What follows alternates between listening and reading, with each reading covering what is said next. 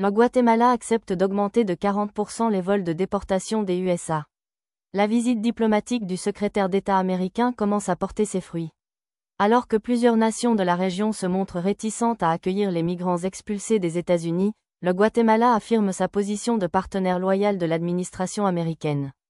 Suite à sa rencontre avec le chef de la diplomatie américaine en déplacement dans l'hémisphère occidental, le président guatémaltèque a donné son accord pour une augmentation de 40% des vols de rapatriement en provenance des États-Unis.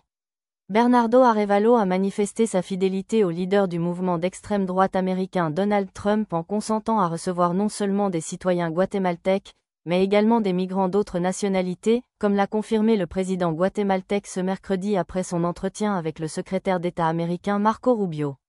Lors d'une conférence de presse à Guatemala City, Marco Rubio a mis en avant l'importance de l'engagement d'Arévalo face aux enjeux migratoires.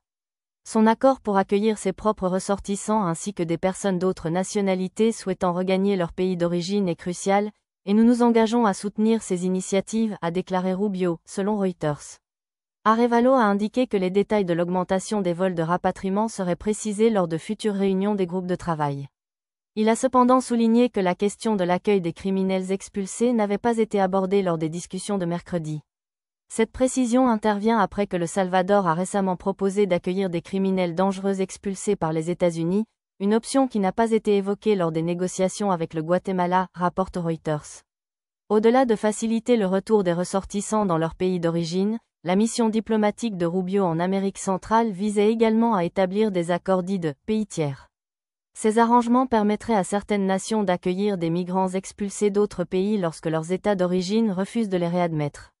Selon Reuters, plusieurs pays, notamment Cuba et le Venezuela, ont historiquement montré une certaine résistance à la réadmission de leurs citoyens expulsés, bien que l'administration Trump ait récemment annoncé que le président vénézuélien Nicolás Maduro avait accepté de reprendre ses ressortissants.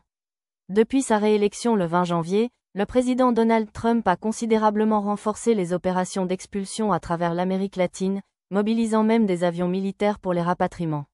Cette semaine, son administration a supprimé les protections qui empêchaient l'expulsion de centaines de milliers de Vénézuéliens vivant sur le sol américain. Dans cette même dynamique, Trump a dévoilé un projet d'expansion du centre de détention américain de Guantanamo Bay à Cuba, visant à augmenter sa capacité d'accueil jusqu'à 30 000 détenus. Cette initiative souligne davantage le durcissement de sa politique migratoire, comme le souligne Reuters.